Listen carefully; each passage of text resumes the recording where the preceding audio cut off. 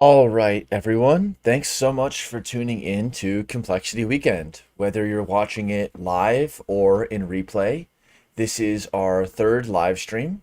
It's Saturday afternoon, evening for me, but it's probably a different time for you, and that's okay because we're a global community of practice.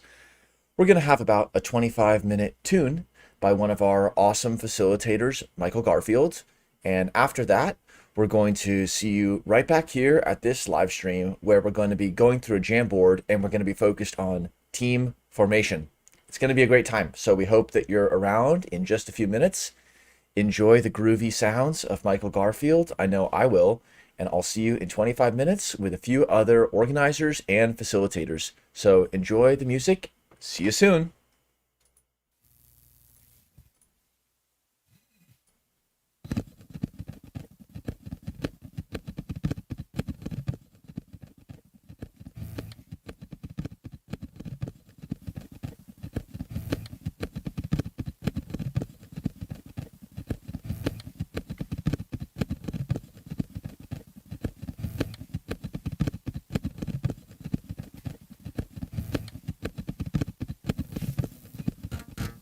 All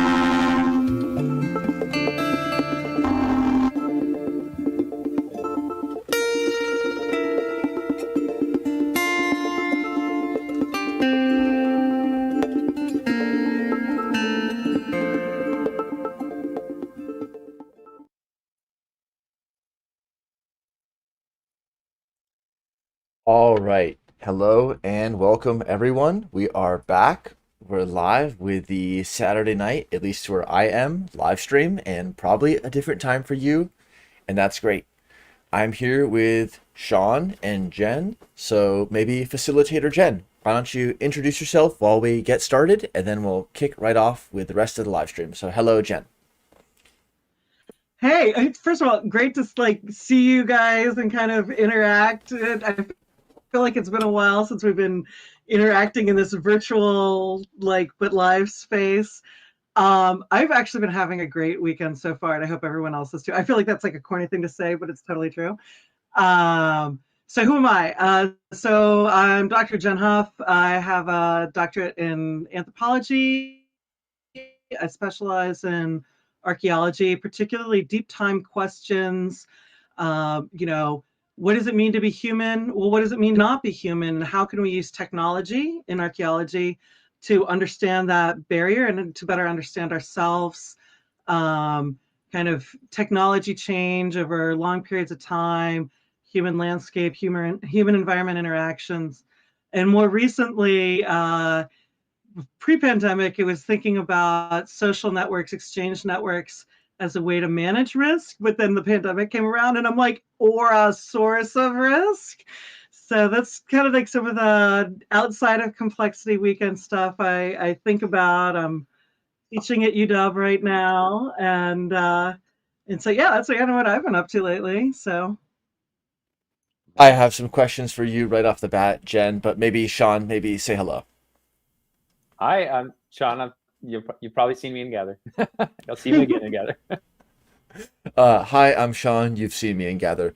Jen, I know, right? technology. Are we leaving a physical footprint with these digital meetings? How is the online first space for meetings changing our signature through deep time? So you know, I and also being embedded with Legend of Gather, I tend to think about how we're embodied in these spaces. So like how these spaces come back into the world that we're in. First of all, we're spending a lot less money and a lot less petrochemicals on flying to places and eating out. Well, the downside or the upside is we're not eating out in restaurants, depending on where you are in that little complex environment of meeting spaces and conference hotels. So I think we have a much smaller carbon footprint doing this, and I think it creates huge opportunities for inclusiveness and being able to communicate. Because just I finished my PhD, but as a graduate student, there's a lot of expectations to go to meetings and not a lot of funds to help you get there. And so it can be like a real barrier. And so I think that overall, I think we're doing really well. I'd say the downside is because we are human beings and we live in our bodies, right? And so we don't get, for better or for worse, we don't get each other's pheromones. Anybody who's been like late on a Saturday at a conference knows that they wish they had a little fewer pheromones going on, as everybody's been like meeting all day long and rushing from one room to another and heading out for beers and so forth. It can get a little robust, very human going on there. But it is a feedback mechanism that we don't really think about so much. Is when you're standing in front of a classroom or standing in front of a lecture hall or having a conversation. But I gotta say, I was just over in the cafe, like sitting on a couch with a bunch of people that I've met at previous complexity weekends or know from elsewhere. And that really felt we're getting that conferencey, like having these informal conversations, going like, oh, that conversation, that group of people looks interesting. I'm going to go eavesdrop and then wind into the conversation. So I don't know, kind of all over the place. So yeah, I think ecologically, in our carbon footprint, that we're doing a lot better. There's stuff I miss, but I think it's a great event. Thanks for You know, sharing that, Jen. Sean? I'm just thinking of like the thing that keeps striking me with this whole Gather experience is how interesting it is that we're just changing a few pixels by making it a couch or moving something slightly left whatever, but there's huge psychological differences with just a few pixels can make.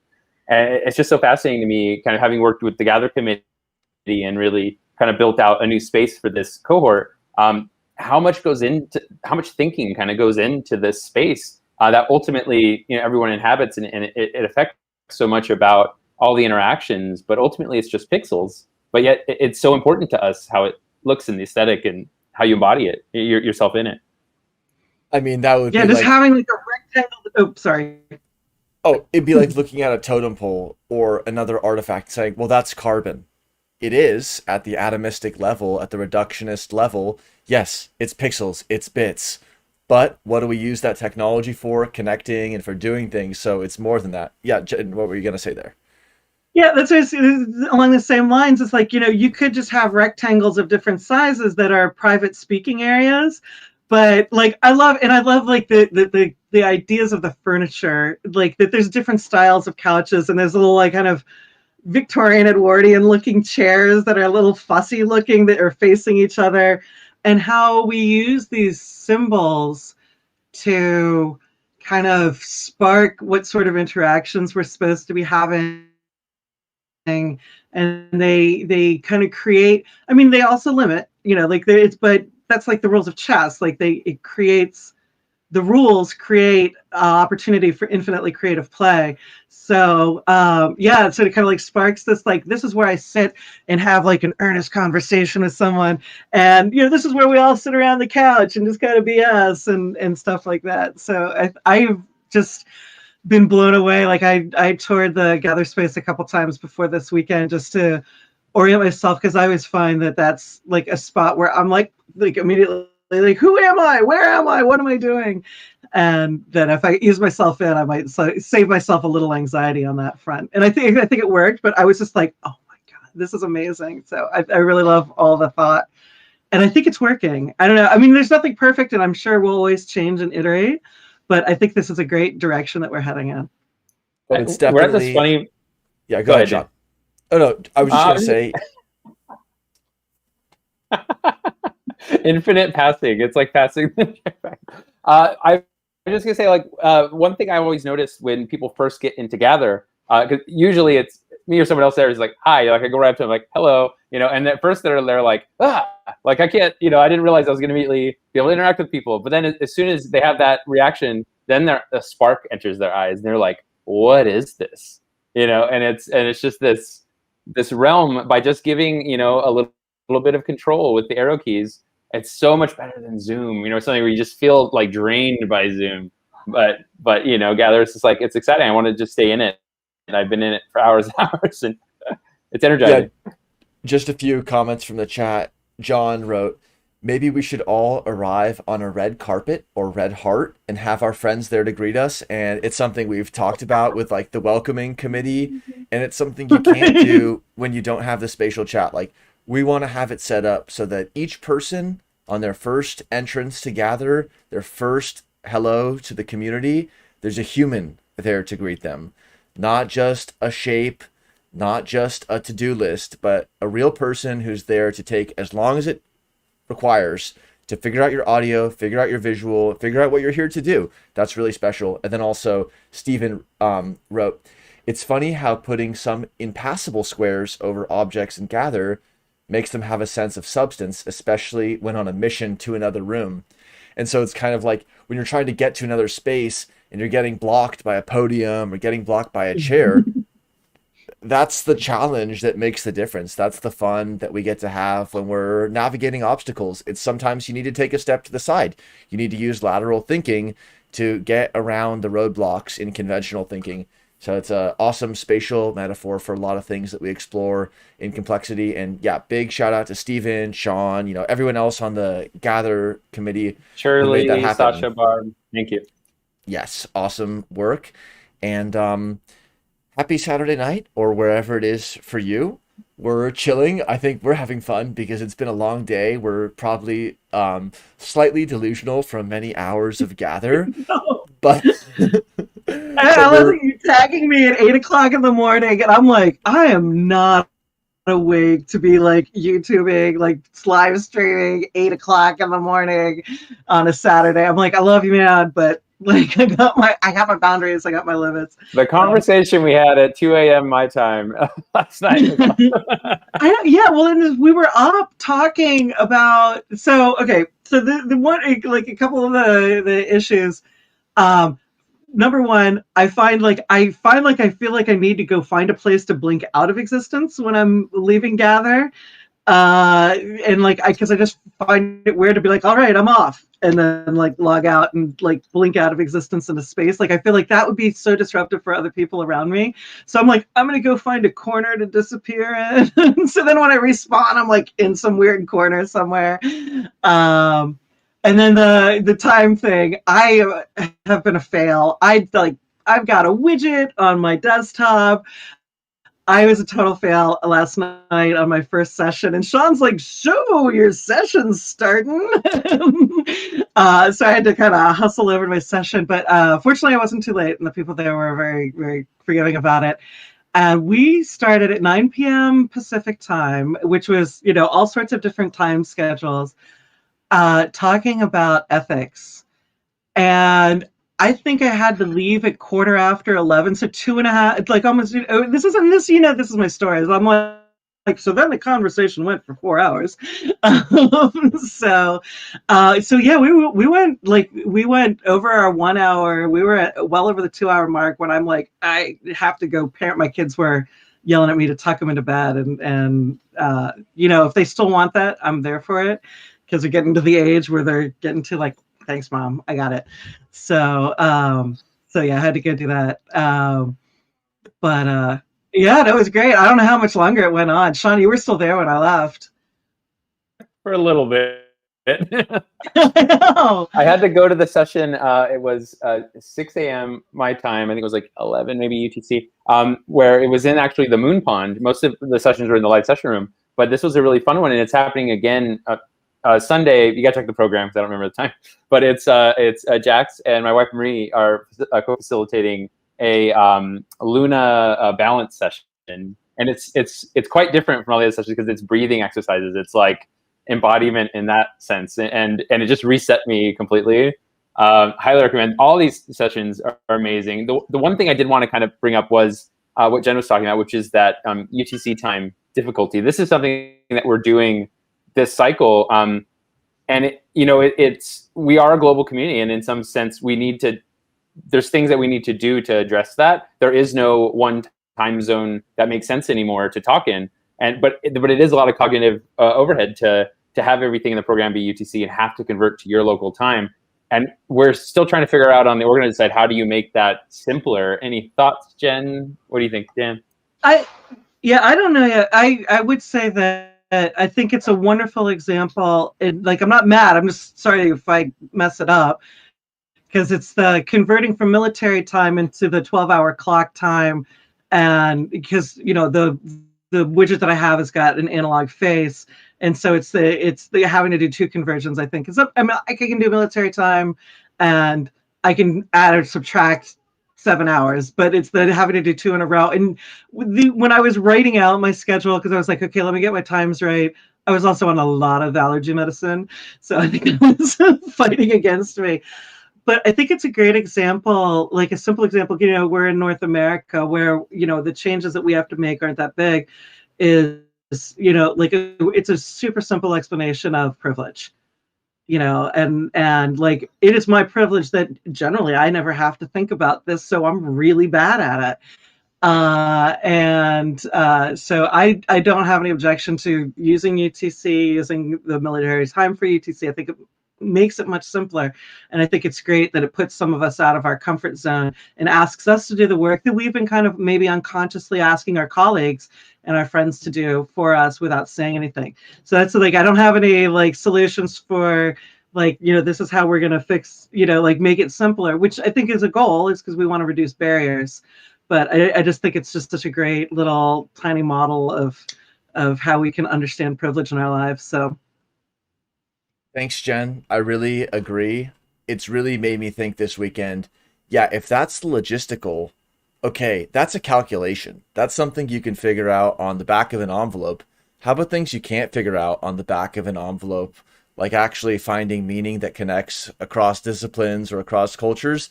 And so that's the one that we can see, that's the one we can calculate. And now, how do we use that as a little bit of a guide and as a reminder for everybody on all sides of the table when we're working together? So, pretty cool stuff. In this evening live stream, again for us, but anytime for you, we're going to be working through a Jamboard, and I've passed the link into the chat. I'll pass it there again.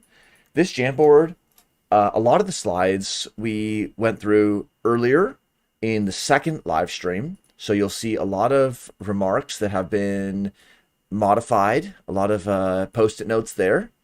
And we're just going to pass pretty quickly through the first set of slides. We're going to start on the first slide and just pass quickly through those, and then get really in this live stream to the team formation section.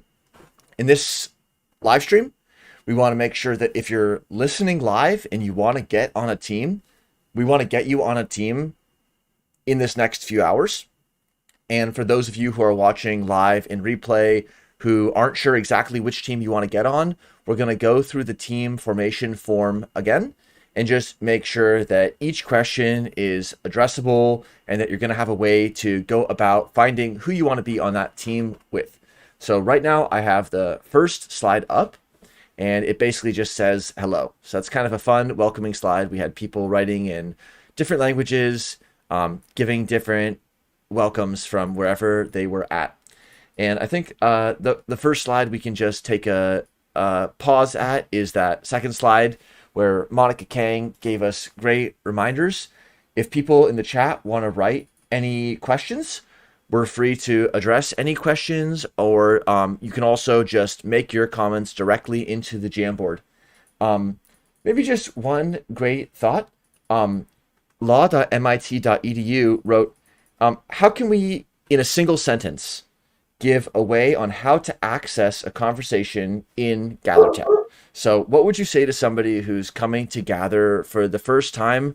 What do you think is the one sentence version of what's important to know when you're logging on for the first time? Sean, Gather committee, please, what would you say? The most important thing when you first log in to Gather, is that the question? Yeah. I would say getting into the cafe as soon as possible, just getting to where the action is. Because you start in a welcome home, because we want it to be comfortable when you first arrive. You're not dropped right into the middle of a bunch of interactions that you're not ready for. But that space is there for people to load for the first time, for the most part, and for there to be a little info booth if somebody has questions and someone's there to answer them. But you need to go to the right pretty much immediately to get into the cafe, and then from there you're at the hub where all the other rooms connect. So I would say one of the first things to do is really just go where the action is, and then just be comfortable entering conversations. The thing in the chat, we're talking a little bit about other tools like Zoom or Hangouts. And one thing that I think Gather really has over a Zoom, for instance, is we have breakout rooms just like Zoom, but you have the ability to enter and leave them at your leisure, and it's much more organic to, like you've been seeing kind of during these facilitated live sessions, people can start in a big space where everyone can see each other. And then instead of the host kind of sending people to breakout rooms like you do in Zoom, it's more like go walk yourself over there. And then that difference is huge, because now the power's in your hands to go decide who do I want to go talk to, or maybe this conversation is like not doing it for me. Maybe I'll just respectfully say, oh, I'm going to go this way now. Bye. It's harder to do that in kind of a Zoom setting. But once you get that, or it's comfortable for you, it really opens up, I think, as a powerful platform, because then it's in your control to do whatever you want in that space. And the affordances of that space are massive. Like there's so much you can do, especially if you're interested in getting involved in the committee or learning how to build in the space. It's so extensible. Anything a facilitator might want, we can construct for them to facilitate engagements within. And it's just Zoom personally is too limited for, I think, what our community does, especially with the kind of agent-based perspective that naturally kind of comes with complexity thinking. You live it in Gather. You're embodied as a little agent in your interactions are right in front of you. Yeah. Great point. And our tech stack is always an evolving process. So if somebody sees an opportunity to suggest, give feedback, make a contribution, that's what the community is there for. And we've seen Gather develop tremendously in the last year of using it, and we hope to build it out even further on a few dimensions. Just to name them before we jump into the more team-based sections, we'd love to see video enabled on mobile. We'd love to see some of these random tech hijinks ironed out, like people who, for example, can't hear each other in a session for some inexplicable reason. And I think on our side, we can do a better job with the welcoming committee. 24/7, a human should be there to greet people, because that's what makes the difference. And just popping into another Hollywood Squares video chat is just another video chat. But when you can show up in a house and there's a human waiting there for you, that's going to be pretty cool and pretty special. So on this tab, we have some comments from Monica on online collaboration. Hopefully people can just look through these, and we'll just pass pretty quickly through these first couple of slides. But anybody who has ideas on online collaboration, feel free to add a post-it note here or write a comment in the live chat, because we're certainly all learning from each other in terms of online collaboration. Some of us have been online collaborators for many years. Others have been thrust into it in the last 18 months or so, and we're all learning by doing on this frontier. And the fun is to connect these big complexity ideas that we talk a lot about, like phase transitions, agent-based modeling, all that kind of stuff, with the mundane, with the day-to-day of the video chats. So that's pretty cool. All right, on slide 3, we earlier heard about people's intention. And again, people could add a post-it note. Jen, what was your intention coming into the weekend? Or what did you hope to get at as a facilitator? Like, what made you step up to be a facilitator rather than just registering as a participant? So, you know, this is the third time I've been a facilitator. So I've done all the online ones, and I've popped through Heartbeat here and there. And so I really love the team building parts of things, like like that part of like the facilitating the teams happening and other people's projects. And like I was actually thinking about something. I've got like a project that I've been kind of working on.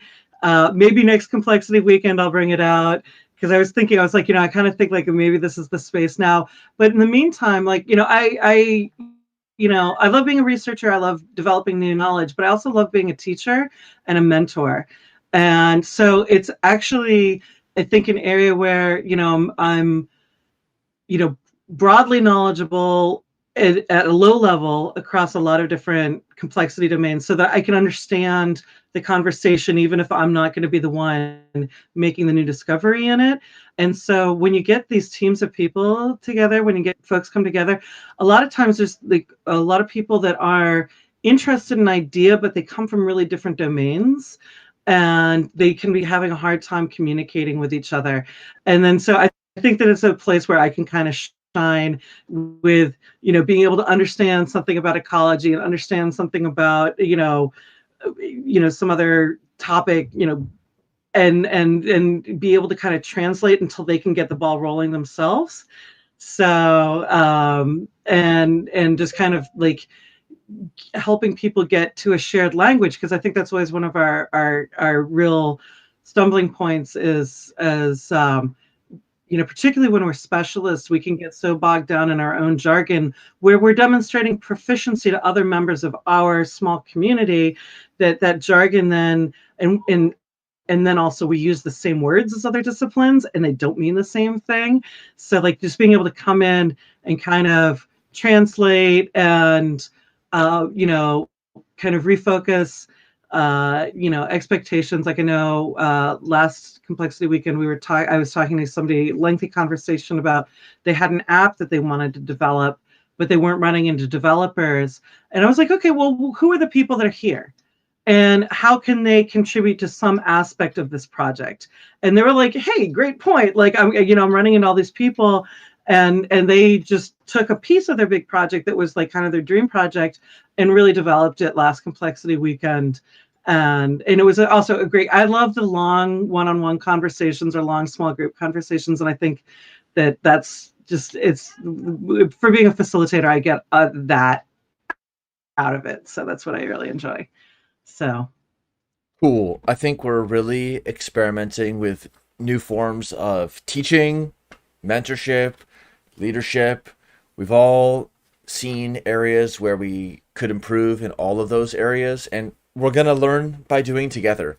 And it's not going to be perfect in 2021. It's not going to be perfect in 2022. I'm sorry to those who thought next year was going to be perfect, but we're going to be improving as a community of practice.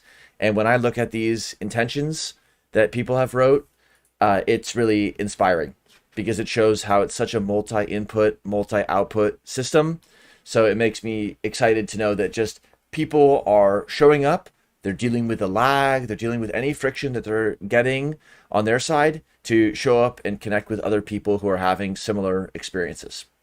So on slide 4, it's almost completely covered in ideas, but it asked initially, who are you and how did you discover complexity? We're not going to go through that one at this moment, but definitely check out the Jamboard link.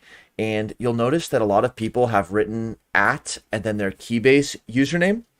And so the Keybase username is an awesome way to stay connected with people because it's a stable digital identity.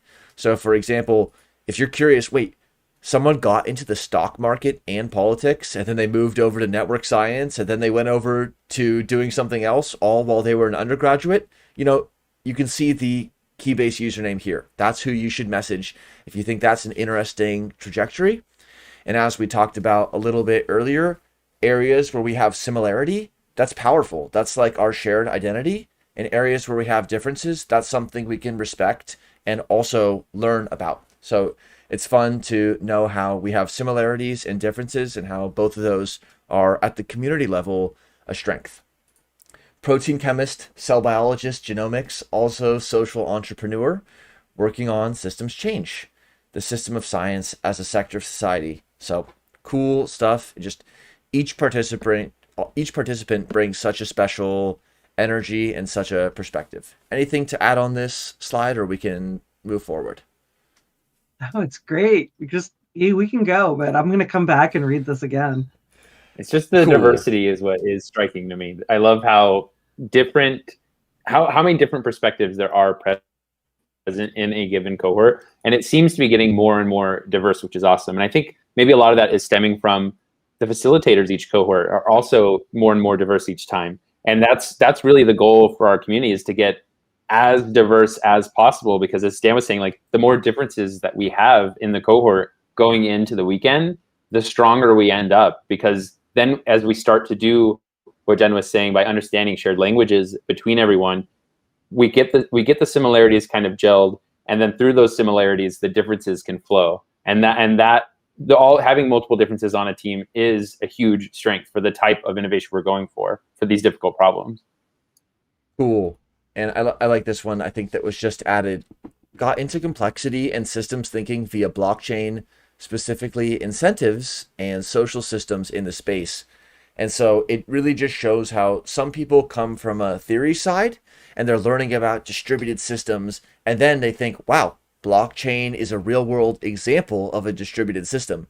And you have someone on the other side of that table who got excited in blockchain or in crypto for a totally different reason, and then realized, wait a minute, this is part of a bigger concept, distributed systems. And it's the two roads, the two directions on that freeway that come together. And that's what's so special, I think, about learning by doing and about applying complexity. So we'll go to 5. So this one totally covered in writing. It said, what is something that you are curious or wondering about? So Sean, Dr. Curious, what's something you're curious about? And then Jen, I'm curious to know what you're wondering about as well. I'm curious about I'm really curious to find out what teams are forming and have formed over this weekend. It's always, from an organizer perspective, it's really funny because how did JP put it last time? It was like reverse Pentopicon or something like that, where it's like we actually don't see much of the information because it's out in a distributed form. It's not, other than the team registration form, which we'll go through. That's like our one shot at seeing a snapshot of what's going on. But it's always a huge surprise when we see what's actually been happening, and I'm always blown away. So like Sunday, when we get to the closing live stream and we get to all see what everyone else in our cohort has been up to this weekend, you're going to be blown away because it's amazing, really, what ends up happening. Every single cohort, it feels that way to me. And so I'm just very curious about that. And I just love how many Post-its are on here. We are just such a curious community, and that makes me so happy. Yes, I think if somebody could answer even one of these, please join us on the live stream. Help us. And if you can answer all of them, then you get a gold star, and I will buy you a beer if you're in California. But it really just shows that curiosity drives the cat.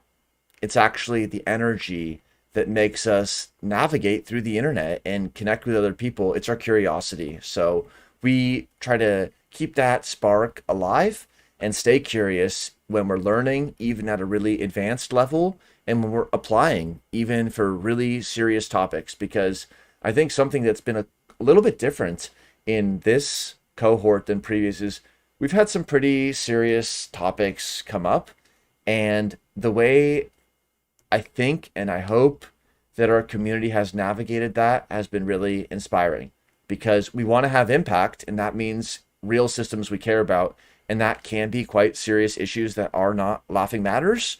But how can we do that in a way that's open-minded, open-hearted, collaborative? That's something I'm really curious about, and I would love to understand the best ways to coordinate on that, especially in the online. Anything to add on that, either you two, or we'll just keep on moving forward through these first sections? I'm, again, I could spend, I hope that I can get to so I haven't been to the moon room yet, and I've toured the bar, but I haven't sat around in the bar. But it's like, I feel like these are ideas that I could just sit around with a beer and discuss for hours. And I know that other people feel that same way too. But, but they're not just esoteric. They have real world implications. And I think that that's always, that we're always kind of looking for, it is fine to just be esoteric and academic and think about things for the sake of thinking about things without there being a specific goal in mind. But there is so much like real applied work that comes out of this. So I don't know, we can go on to the next one, but these ideas are all blowing me away. So Great. So on this next slide, we had a bird's eye view of our gather space. So we really appreciate the feedback, seriously, in the live chat about gather. The way that we approach our tech stack is as a complex system and in collaboration with our community each cycle. So for each cycle of the weekend, the cohort-based weekend, each 6 months, we approach it like taking off and landing a plane. And then after that plane has landed, before we take off for the next cycle, we integrate feedback from every single role. So we're going to share a feedback form later in the weekend. And no matter what you thought, no matter how much, how little, how positively, how negatively, it's especially important that we have your feedback, because that's what we integrate when we do design for the next cycle. And this is the current status of the map. And we had our gather committee. Again, Sean shouted out all the 5 members of that committee, but that's really a multi-role committee. And there was a bunch of participants who made this the way it was and helped understand various aspects of gather. And we want to learn from people whose experience was glitchy or who couldn't figure out one aspect or another, because it's actually your feedback that helps us understand what to improve for the next cycle. We're not going to get a 10 out of 10 perfect for every single person on every device, every operating system, every country on our first try. That's why we've made such a strong commitment to sticking around through deep time and improving no matter what, because we always take people's feedback into account. It's really a critical piece of the entire process for us. So maybe Sean, just since you were on the Gather committee, what would you say about this overall layout? I think it is interesting in the sense that everyone in the space right now has actually experienced maybe 60% of the space, because the space itself kind of opens up throughout the weekend. So, for example, the room that's circled in red here, the team co-working space, and then the team studios, which we're going to be entering into kind of later today, tomorrow, those two rooms are basically opening up now. And I'm actually imagining now like a theatrical opening now we have to do, like the doors open to the, wow, it's a co-working space. But, you know, for now, you just go walk into it because you probably didn't even notice it was there until now. But go check it out. And it's going to be really fun. I really am drawn to this idea of this gather space being a public co-working space. Like, I don't know if anyone's familiar with co-working spaces or the idea of co-working, but it's, you know, if you're going to have team meetings, why not have it in our cohort's gather space for as long as your team is meeting with this tech stack? Just because your team might be having a meeting on every Monday or whatever, and maybe some other team meets, you know, Mondays and Tuesdays or something like that, you might collide. And that those collisions in the space, when you're just planning on having, rather than having like a Zoom call where you're totally isolated, now you're networked up. And those collisions and that serendipity is where a lot of innovation can occur. Jen, looks like you want to say something. What are you going to say? Yeah, no, I've been reading all these notes. To the person who said I just joined today, is it too late to participate? No, it is definitely, as long as it's going, there's time to participate, and there's still so much more of the weekend to go. You know, just jump in there, find conversations. Hopefully they wrote that a while ago and that they gave it a shot and got in there. But even if you just wrote that and we just saw it now, please still participate. Number one, a holodeck. Yes, a +1 for, I would give another +1 for holodeck as soon as we have that technology. I'm sure we'll be implementing it. But a library, I think that's a great idea. You know, we've been passing around papers in the chat or on Keybase, but you know, that I could see that as definitely being a place to you know, like a virtual space for a future gather there. So yeah, I don't know. Yes. Yep. And the Gather committee for the next heartbeat, which is going to be only 4 short weeks away, and especially the next weekend in November 2021, they're going to go back to this slide and they're going to take everyone's feedback into account. So this is how you make feature suggestions for our community of practice. And without putting it on a post-it, it's hard for us to capture that feedback. But when people do step up, be brave, and make the feedback, that's how we know to incorporate it in future iterations. Sean?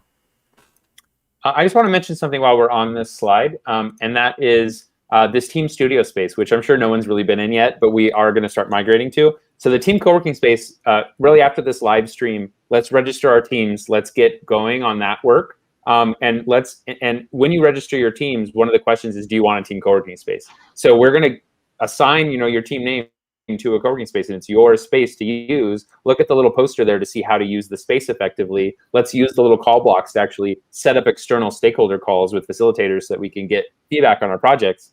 But then moving into the studio space, this is something we're trying that's really new this cycle. And that is, if anyone's been at a previous Complexity Weekend or watched any of the previous live streams, the Sunday live stream was always kind of a hilarious mess. That was amazing to experience and watch, because it's like however many teams there were, all of the teams came onto live stream like in sequence to present, and it worked actually. But we're trying something new this time where we're going to actually try to see if the default participation mode could be teams learning how to record content together. So we've created this studio space where, again, you open the little, it's a Jitsi call block. It's another service, a web-based video chat service, but you can record from it. And so we're going to have teams go into these private studios and open up these Jitsi web pages and record 3 to 5 minute videos. And can we train teams in how to work as remote collaborators, including how to communicate? And so if we can learn how to create these videos together, maybe we can just string some videos together as the Sunday live stream And again, teams are welcome to come on if they want to do a live Q&A, or if they want to just do a live presentation, that's still totally fine. But we're just trying out this new mode of sharing that has longer term implications for the team, because that's a useful skill to carry on well beyond the weekend. Yep, and one new comment there. How do we find people we quickly want to meet without traveling through the space? So a short answer is you can go to the participant tab on the bottom left, and you can click on a person's name and then follow. And your avatar will just sprint over to them wherever they're at. But the longer term Except for you can get blocked by obstacles. You can get blocked by obstacles, so keep an eye out. But the longer term answer is we don't want to converge too early on norms. We actually want to allow for a bottom-up discovery of the best and most accessible ways to do that. So maybe it turns out that you can set your status. Hey, I'm looking to talk to anyone about this programming language or gardening. Cool. People will come and find you. They'll see you in the list and they'll come follow you. Or maybe you can say, I'm on a team looking for X skill set, but we want to keep the space open for people who are having really awesome structural ideas about how to make that happen, because we're really mindful about the cognitive burden and the overload. Complexity is a big topic. Even if you've been studying it for years, you know that there's a lot to learn, and probably the more years you've been around, the more you know there is to learn. And for those who have been learning, well, welcome to doing. There's a lot to do. So we're all learning on the application and the theory side. And that's sort of the special challenge of complexity, but also the special opportunity. If we were a disciplinary community and we said, we're in this country and this is our topic and this is how we think about it, then we'd have a straightforward answer. But we want to hold the space for different perspectives on complexity and to understand that there's a total spectrum, as we saw from the participant stats, from total beginner to those who are very familiar, with about 80% of people being probably under a 6 out of 10 in their self-assessed familiarity. So we're not just looking for the single answer here. We want to find a process that through deep time is going to be accessible to a whole range of people. And that's a slightly different answer than what's the most efficient answer for you right now, because that might not be the most accessible thing in the future. Yeah, Jen? And, let's not forget the value of being a beginner is that you're not already embedded in a way of thinking about something. And, asking other people to stop and explain an idea to you makes them articulate it.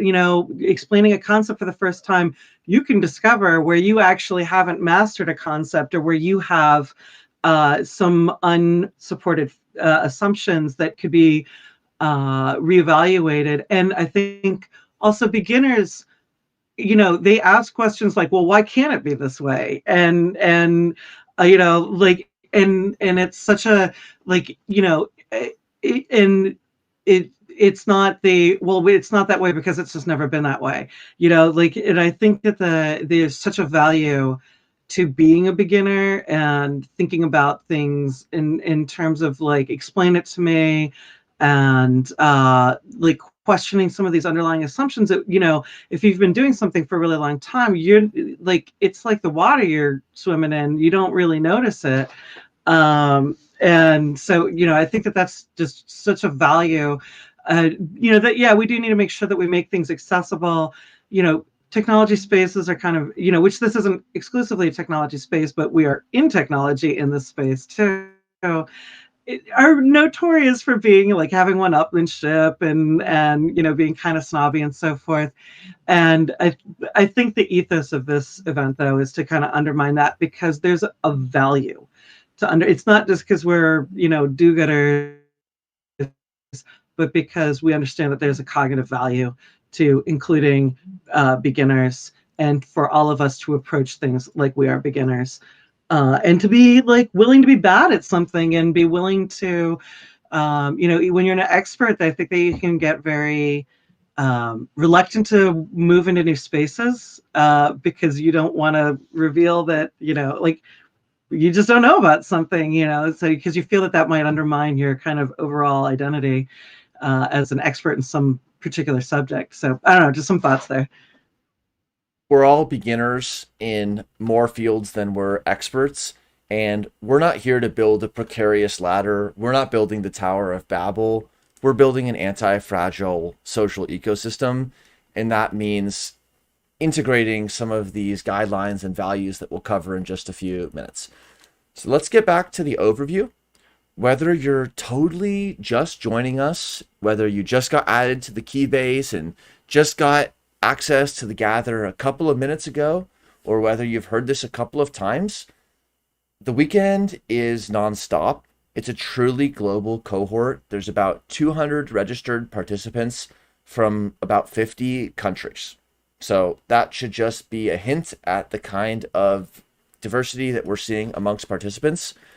On Friday, or really just the beginning, again, I use sort of the bathtub or the bookshelf metaphor because what is time anyway? On Friday, we had a very epic and provocative discussion and presentation with Dave Snowden, who brought some ideas, some food for thought. He laid out a buffet for thought for those who were there and for those who watched in replay, because it was funny. It was again, something to think about and discuss for all of us. And that Friday was really a focus on community. We just wanted to have a keynote, share what was happening, and then adjourn to Gather, where we started to connect interactively. And then, just to skip to the final book on the bookshelf, Sunday, that's where we have the team closing ceremony. And that's going to be a few-hour live stream where we get to hear from the team presentations.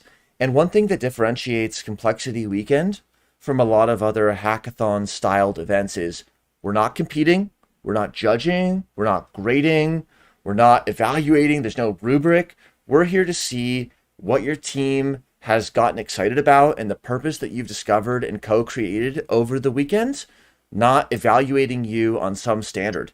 And everything in between that kickoff live stream and that closing ceremony is ideally nonstop activity, facilitated sessions, office hours, an opportunity to bump into other participants. This cohort in May 2020, we got closer to our goal, but I can't say that we got to our goal of continuous equal activity, but we see where we want to be in terms of equal access and activity across time zones, which is so important for us as a global community. And also, one other structural feature before Sean is this cohort was the first time we really significantly focused on the pre-weekend. We had a 2-month pre-weekend. Now, not all of you were here for the full 2 months, and that's fine. But we did have a 2-month period where we had tools office hours, we had intro to complexity, and we also had one-on-one sessions, which were very powerful, where we had participants just connect one-to-one for a sequence of conversations. And our hypothesis is that when we focus on the edges and on making those connections between participants strong, we're going to not just build a cohort experience and identity, but we're going to increase people's participation and their engagement with the cohort, because they're not just showing up to get a lecture. They're not just showing up for something that they can get another time whenever they feel like it, because actually they can't. You can't just say, well, was the party recorded? No, I'm sorry, it wasn't. It was the people who were there when they were there, and the one-on-ones helps emphasize that we're showing up for each other as people. So this cohort, we focused on the people, the ideas, and the tools. And we always came back to those 3 pillars as what stabilizes our experience and underpins our community. Sean?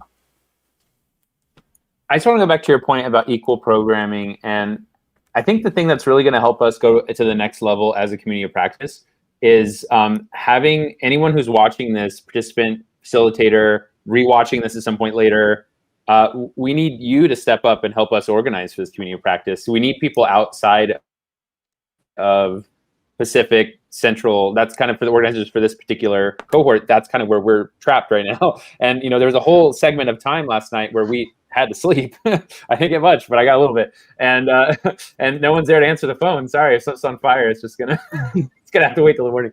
But Gonna burn. so yeah, so we just need more people to step up who want to organize in this space. It's a lot of fun, but that would enable us as a community of practice to have that organizer energy every hour of the day over the weekend, so that there's always someone there to keep pushing and keep the flow kind of going. And the facilitators do a great job of that as well. And like I was saying before, our facilitator cohort this time is more global than last time, and that is moving in the right direction as well. These are just, like Dan was saying, we see where we want to be.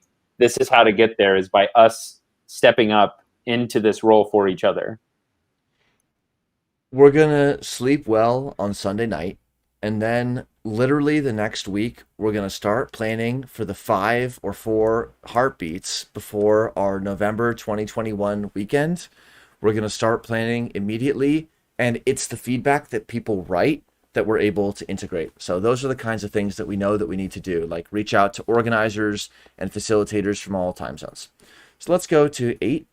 So just really quickly, if you're asking, how can I participate?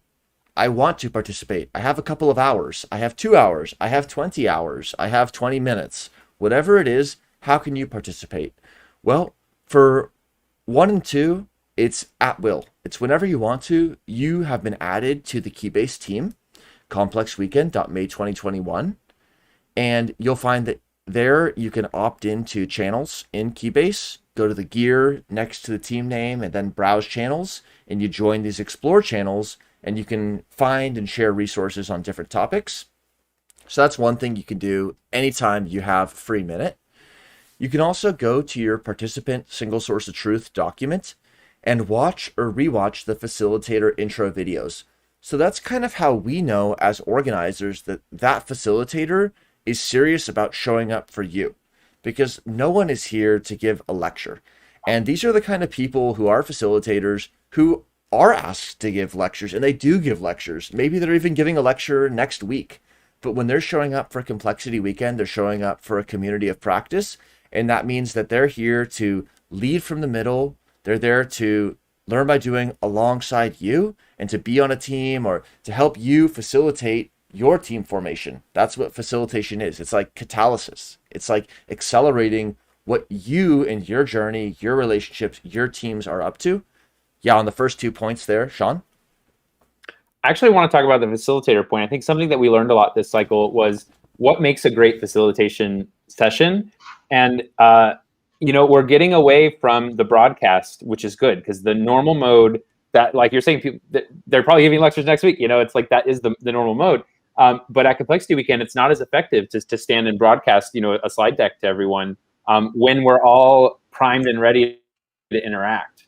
And so what has made some amazing sessions, and will continue to make amazing sessions, is, broadcast that information. You have that knowledge and that experience. Do share that, but don't spend the whole hour doing it. Maybe spend the first 20 minutes, maybe spend some amount of time, and then send the participants off to interact in these different interaction zones in the live session room. Let them process together what you're teaching them, and you can go onto the broadcast tile and feed more information in, or guide those interactions, but ultimately give that space for participants to interact, because it's through those participant interactions and through the novel information that gets created by those interactions that some of the most valuable, that's where the value really is, I think, for these participants a lot of the time. Cool. And yeah, Jen, there's actually... Yeah, go for Sorry. it. Go for it, Jen. Yeah, there's actually... so this is one of the things that I think is great about the Gather space, and the fact that it is changeable. Like when the first time, I was just wandering around at, whatever time, checking out the new Gather space, and I found the moon pond, and I could see all the virtual, is it like a Zafu is the pillow that you sit on, and the Zabuton is the bigger cushion underneath you. I just like them because they're good Scrabble words, but like, there's like, I could walk into the space and see, like, I'm like, oh, somebody's gonna lead like a meditation and breathing session. Like, you can see that that's set up that way. And so I instantly kind of got what the space was for. But yeah, because it's this, we don't need I do lecture, in my regular job, I do regular feedbacks for my students, and if anything, they're just like, you can talk less.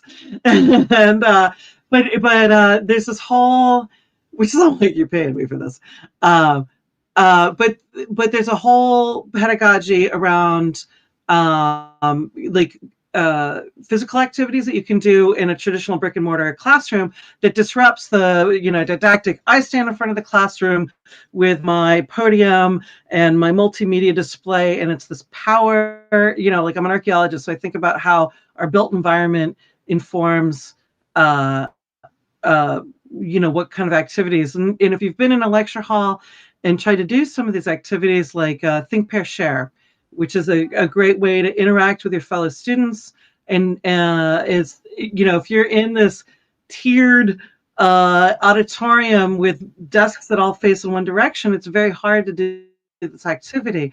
Whereas the gather space has these opportunities. And of course, any facilitator, going forward, if you have an idea and the gather space isn't already organized for it, you just say something ahead of time and they'll build it for your session. And by they, I mean Sean and company. And, but so when I walked into the session rooms to kind of check everything out to be like, oh, is my idea going to work? And I'm like, here's this group discussion area on the green rug. And then there's the, like the small breakout rooms on the brown rugs, and then one-on-one, and a facilitator can come up. And it's really very thoughtful for kind of getting out of these, this power relationship of like, I stand, I'm the expert, I lecture at you, and it gets to this more organic, egalitarian relationship. And I think that that's just such a powerful thing. And I'm looking forward to, as we move forward with more complexity weekends, bringing in this kind of these pedagogies from the real world and then seeing how they play out and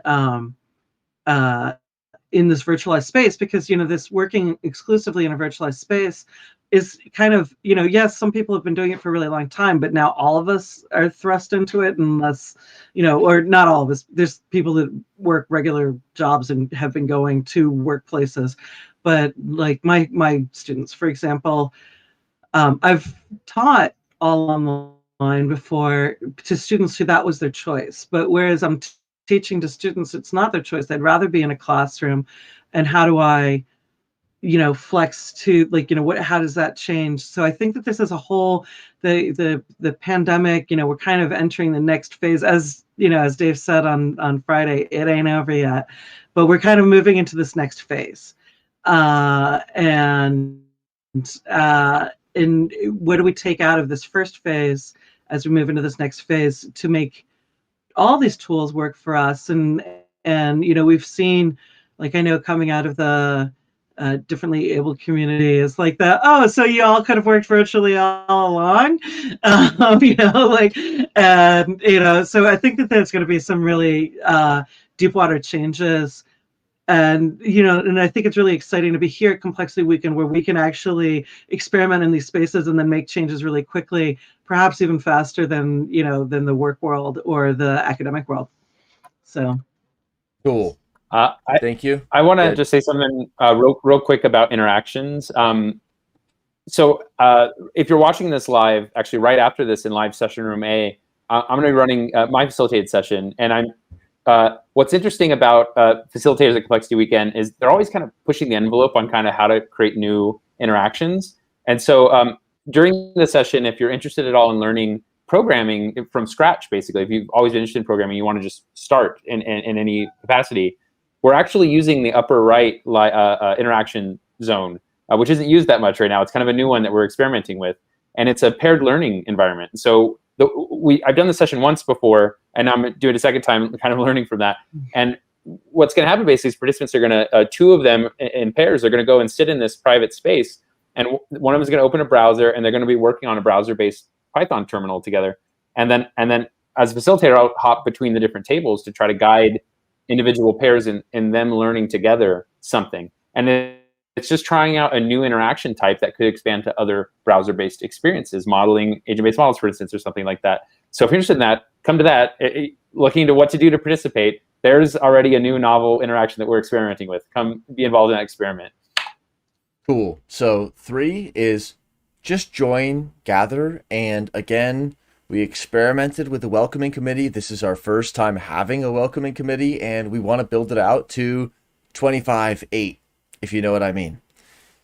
Number 4, you can check the program and you can attend live facilitated sessions as well as office hours because we have such a diverse set of facilitators. So just trust us in that if you show up and you ask a facilitator any kind of question, they're either going to have an interesting conversation with you or they'll be able to route you to somebody who you're looking for. And then 5 is again on Keybase. You can check out our cohort team and go to the I Need a Team Keybase channel, as well as the Explore channels. And that's where you can engage with people who have shared interest and also let people know that you're looking for a certain kind of team or a certain kind of teammate. So that's really cool because it's also what differentiates a community of practice from, say, a community of interest or of shared attention. Jen? Yeah, so I think that's an area where I've been getting a lot of questions. I think from some people who aren't kind of used to the hackathon idea, which this has some foundations in, is like the kind of like, how do I find a team? How do I make a team? So like definitely like and I'm a little like, talk to people and like, or like, what are you interested in? And I will help you find people. So like definitely hit your facilitators because this is our job, is to make these connections. And like I'll go hunting through a Keybase. I just habitually subscribe myself to every Explore. I don't get like most of them I haven't even had a chance to read, but I'll just like, I got some time to burn. There's nobody on this couch that I'm sitting on in Gather, and I'll just start reading one of the other like a channel that I haven't looked at so far, because everything's interesting going on, and it gives me an opportunity to kind of get a feel for all of the really interesting ideas that are going on. Like you first of all, you're not going to do everything because there's too much that happens simultaneously, but the downside of that is you can miss the part that you are really interested in. And I'm a facilitator. My job is to kind of help get you there. So definitely ask me or any of the other facilitators that you see, or just go to general and be like, help, I need a facilitator to help me with this.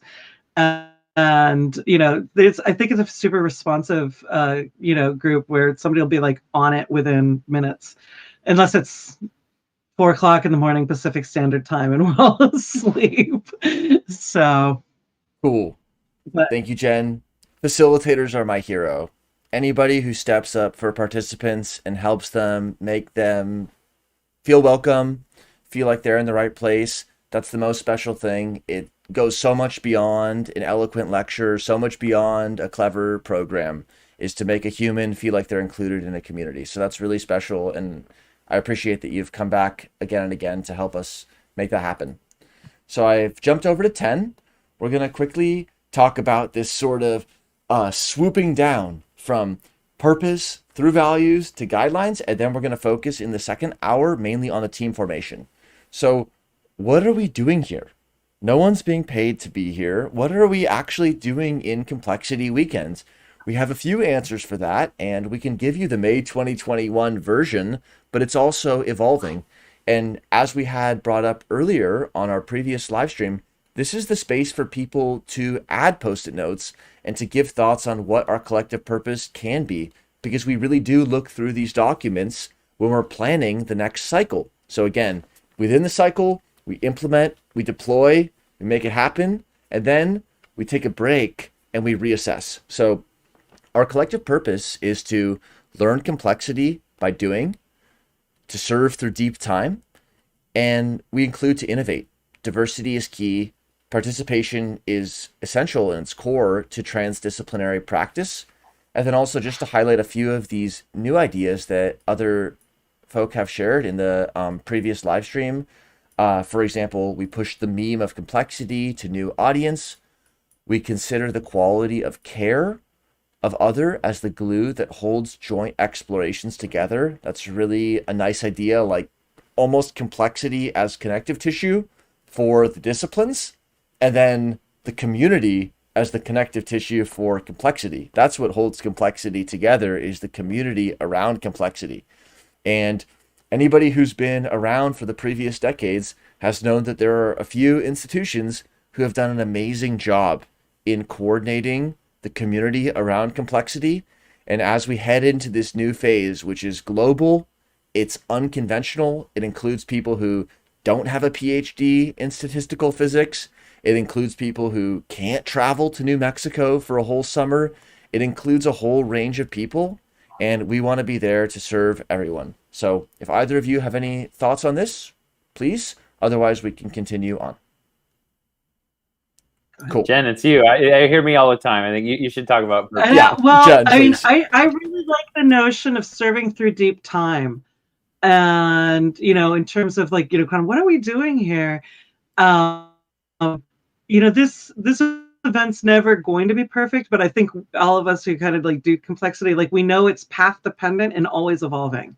So, and, because every iteration is going to be like, but it could have, like, and there's forks, and we're going to explore as many of those possible, I think, as a community. So, I think that's, of course, we love the mycelium analogy and how, the connective tissue idea too. So, yeah, but the serving through deep time is like, what are we doing here? And kind of like, what is our purpose? And that we're going to keep on doing this, and it's going to change every single time a little bit. There's going to be some themes, and some themes are going to die out and new ones are going to emerge. I don't know. I think it's a fascinating project to be part of, and kind of, why are we all doing this for free? So, but it's worth it. I don't know, I get a lot out of it. So I was super excited. So. Speaking of deep time, I think it's important to realize that we're not always going to be the organizers. We're not always going to be the facilitators. The idea is we're building something larger than ourselves, this kind of super organism that can keep living on, right? We call them monthly heartbeats for a reason, because it is this complex adaptive system that we're building that's growing and evolving. And, we can hopefully step away someday and it will keep going. And this purpose, will evolve and change as it naturally will, but it's still rooted in this history. Yeah, something to think about. Cool. From the purpose, we zoom into our collective core values. And these are, again, things where people can add other thoughts and comments. But I think the only one that I'll focus on and read out here is just the first one, which is Complexity Weekend is itself a complex system. And just how complexity includes so many perspectives under that banner. Thinking about Complexity Weekend as a complex system, at least for me, helps ask for feedback from participants. It helps think about phase changes. It helps think about accessibility. It's like a mindset that helps us approach so many other aspects of community in a way where we can take a yes and perspective. And it's not going to be, well, is it accessibility or is it interdisciplinarity? Why make that kind of a framing when we can use complexity to help us understand them all? If any of you two want to give a comment, otherwise we can continue on. Jen, especially since we haven't heard that much from you. Yeah, okay, cool. So really, because I'm usually in a conversation, it's like Dan and I duking it out on like the stats. So there's like this long series of conversations, and it was like Jen talked 33% of the time, Dan talked 30% of the time. Nice. On Jitsi, yes, I'll drop down. You can see the participant speaker stats, and you can see who's spoken for how much time. It's a fun stat, and it's something to be considered in context, not as just a leaderboard, for example. So we'll continue on. Right. Yeah. No. Yeah. Because I definitely will tangent and just jump from idea to idea, because when we're talking about applied complexity ideas, I'll just be like, and this and that, and it definitely feeds the way. The Complexity Week in itself is a complex system. Definitely feeds the way my personal brain works, which tends to be, more cloud-based and less linear. And that it's such a, just having this opportunity to have, spark these conversations and bounce off of each other and vibe with each other. and and then so I've been around, as you guys have, enough times to know that this is also a unique moment in time, that this is never going to happen again. We don't get into the same stream twice, and to enjoy this moment while we've got it as well, and that there's continuity. I don't know, so just like the how this will continue to be, as I said, when we're looking at the previous slide, uh, it'll never be perfect, but it will keep on going. Cool. And also just to highlight a comment from Leon in the chat, consent is super important. I appreciate the acronym. Consent comes with a side of fries. Freely given, reversible, informed, enthusiastic, and specific. That's something I'm definitely going to copy out right now and put in our channel, because we want to encourage participation along those lines. Like, if you want to freely opt in to an Explore channel, it's reversible. It's hopefully informed. If you're not enthusiastic, then you can leave. And it's specific. It's about a topic. So how can we bring these kinds of frameworks and models that help people feel included and basically able to participate safely in a space, and then take that to a topic that people might think, again, like Jen had said, they might think complexity is esoteric, or they might think, but I'm not a PhD, or I'm not a Schwibity, or I'm not whatever. But that's okay, because we want to build a space where we actually can all come together across those differences. Yeah, Jen, on that. Yeah, I mean, and so like this participation means accessibility and inclusion for all as a value. It's the it's great to be a beginner, it's great to be an expert, it's great to be somewhere in between. It's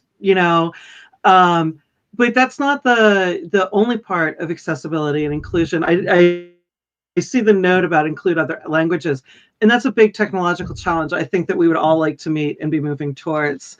But inclusion, going back to that is, so my sessions have been about, let's talk about ethics, but ethics and I think diversity and inclusion and equity issues are really tightly linked. And it becomes one of those subjects that I think people feel like it's esoteric, it doesn't have to do with me, or I have good intentions and that should be enough. Or that would be a great cherry on the sundae, but what we really need to do is code. And how that can select for very narrow groups of people that already have these skills, and kind of like the accumulated privilege that builds up behind that carries that momentum. But the inclusion, like I'm always like, when I talk about the inclusion, I'm always just like, look, it's good for everyone to do it. And I think that that's one of the reasons, why we're seeing it as a core value here in Complexity Weekend, is if the only reason why you're doing it is because it increases whatever you view your bottom line is, then it does that as well. If the working to build a better world and wanting to hear all voices wasn't reason enough for you, it is a bottom line value. If you just want to be like straight up, what's in it for me, and I always want to make sure that if that's the only way you want to evaluate whether something's worthwhile doing, it does that too. So I can see, we talked about the UTC thing at the beginning, and that's just always something that we're going to be building on and working on is greater inclusion. And also, if you ever feel as a participant that you are not being included, also please find a facilitator or an organizer, and it is our job to straighten those situations out. So because sometimes we can't advocate for ourselves. So know that the organizer and facilitator community is there for you to help you sort that stuff out. It's not just all on you. Cool. Thanks, Jen. So let's go to slide 13, and Sean will rejoin whenever his computer can handle it. Team registration. So maybe while we dwell on this slide, before we walk through the registration form, or really just focus on who's here right now who wants to join a team. Jen, what advice do you have for people who are like, okay, I had 5.5 cool conversations about 10.5 topics. Where do I go? How do I go from cool convo, key-based message, maybe a fun interaction or two to a team? And what does that mean, and how do we get there? Yeah, so so I'm used to being a facilitator here, but I've done, clearly we've done events like this in the past in other contexts. Is first you start with these cool conversations, and then you kind of go to like, hey, do you want to work on that? Or like, is there an idea here? And it's kind of like with the people that you're talking to, um, just be like, is there a kernel here? Is this a project that you want to work on? I think, is this just something we want to let lie as a cool conversation, or is there a deliverable here? So I've seen um, work that's contributed to a master's thesis come out of this. It's certainly like informing doctoral work. I think that there's been, some business plans that have, I don't know if they've come to like full fruition, but they've definitely been kicked around. And oftentimes those are people come to Complexity Weekend with these ideas. But like, what is it that you would like to do? Would you like to write a paper? Do you want it to be an industry white paper about best practices? Like, does something just really bug you and you want to make an impact back in the outside world, outside of Complexity Weekend? And then when you're talking to people that are, kind of bouncing off the same ideas, it can be a little intimidating, but it's sort of like in the classroom, if you have a question, probably three other people do too. And other people are looking for teams also, and just be like, if you're feeling shy, find like kind of a sideways way to be like, hey, wouldn't that be a cool project to work on? Not everybody has the energy or the personality type to be a leader, but if you throw it out there, you can find people to organize with. And that's where we have this. It's a little confusing at first, the self-organizing principle of team formation. And I've definitely been getting a lot of questions from people going like, how do I find a team? And I'm like, okay, well, make sure you go to the I need a team channel, or throw concepts out in the general channel, or find explore channels that are around your ideas. But sometimes it's up to you to be like, hey, I've got this thing, like, or maybe you and I could work on this. Or I've been thinking about a white paper. Is that something that you would like to contribute to? And kind of let this kind of bottom up organization come out of things. So I think thinking about what you want your end product to be, or an end product that you would like to contribute to, might be good if you're looking to plant a seed and nurture a seed for a team. And then, as you're wandering around talking to people, and I think there's going to be a lot of team formation tonight. I don't know how many teams are already registered, but this is kind of like people come together and things start really, bouncing together. So I don't know. Yeah, because it is self-organizing, and I think that can be, as we talk about gather space and how that helps us, organize our orientation, is just like the self-organizing principles of finding a team can be a little odd when we're, maybe used to being like, okay, like I'm going to put you 5 people together. And because that's not what the organizers and the facilitators are here to do. We're here to like get conversations going and help you all find each other. So, Cool. So, Sean, before I jump to you, I jumped over to 15 to get to the "Are you looking for a team member?" slide. Or Sean, do you want to go there first? But I just wanted to get up this slide so that if you're watching live or in replay, is your team missing a perspective, a skill set, a stakeholder, a discipline? Just put your team name, your channel name, your key-based name on the left side. Or if you're on the other side of the table, feel free to say, hey, I know A, B, and C, and I'm looking for a team on these topics. So feel free to be posting here. And Sean, go for it. And then I have a nice question from the chat.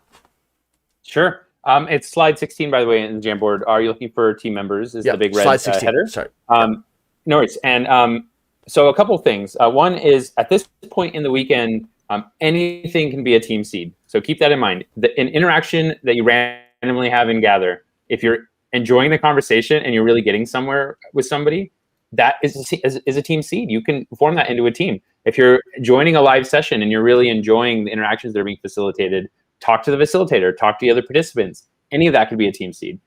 This is the moment now to start finding who you want to work with. It doesn't have to be forever. It's just to learn by doing, and that can continue on after the weekend, or it can just be before the weekend. It is totally your choose your own adventure of how you want to take what you can out of this weekend and grow from it. So that's one point. The other point to what Jen was saying with the different outcomes you can focus a team around. It is good to focus on deliverables, not to the point we've seen teams, dissolve in the past if they don't hit that first outcome they're trying to go for. So maybe not so aggressively that you're pinning the whole existence of the team on it, or maybe you do, because maybe the team, you want to just do that deliverable or not. But of any type of outcome you could think to do, a white paper, a peer-reviewed paper, a business plan, right? A consulting business, like a education program, anything you could think of. I bet you somebody in this cohort has done it and can tell you their wisdom from having done it. And then the last thing is, I need to see some post-its on this. We need to start getting serious right now. This is time to meet and put it out there. Our team needs a developer. We need someone who knows how to work with databases. We need somebody who has the perspective of statistics. That needs to be a post-it here, and put your Keybase contact information so that we can start connecting and making this happen.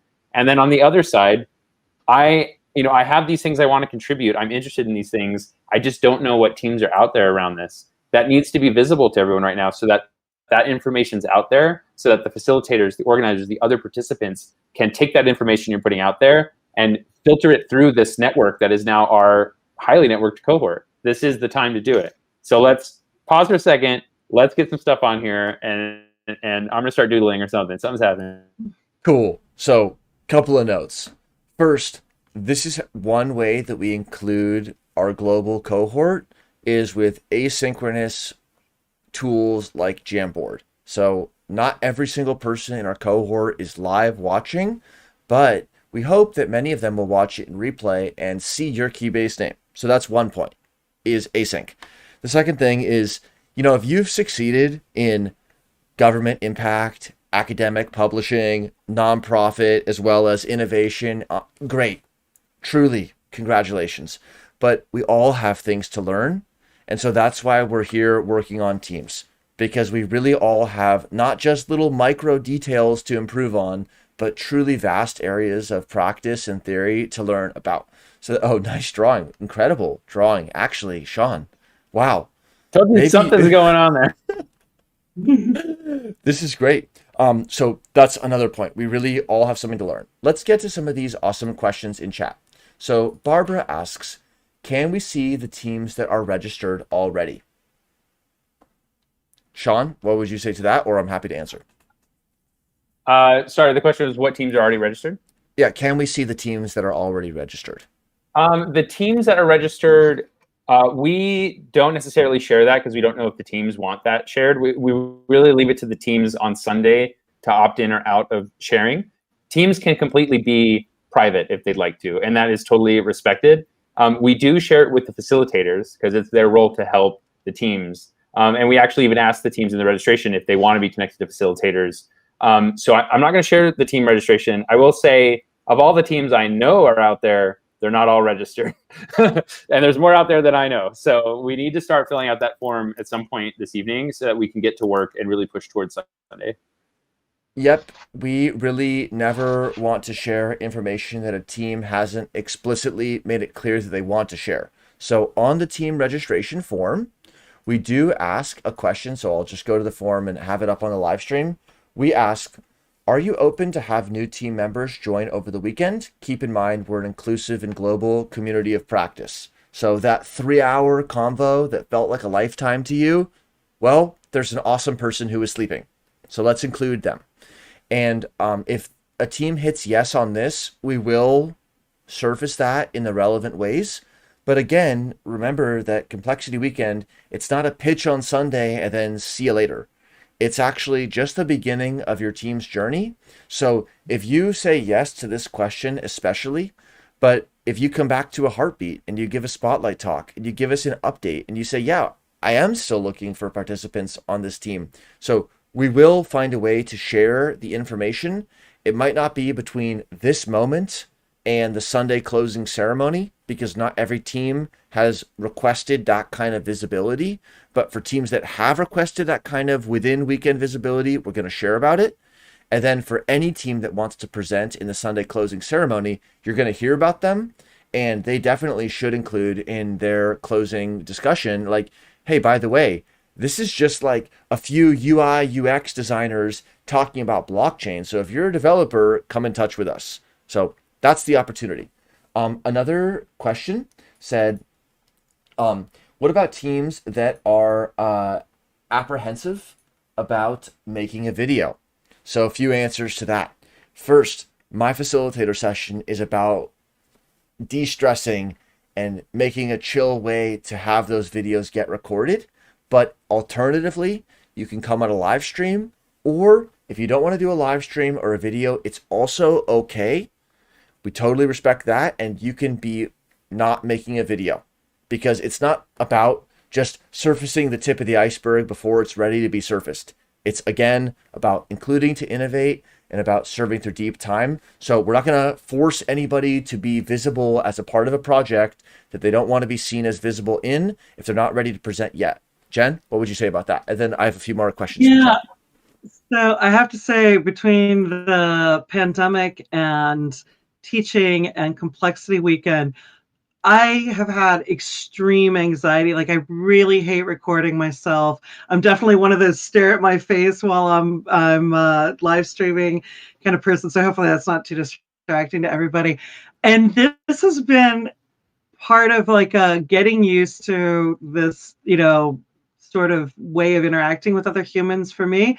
But I am 100% sympathetic to, I don't like to record myself. And there might be other reasons, like personal safety reasons, why somebody doesn't want to record themselves. We work really, really hard for privacy for everybody, but every system is imperfect. And that, privacy for people is like a core organizing principle for us and the tools that we choose.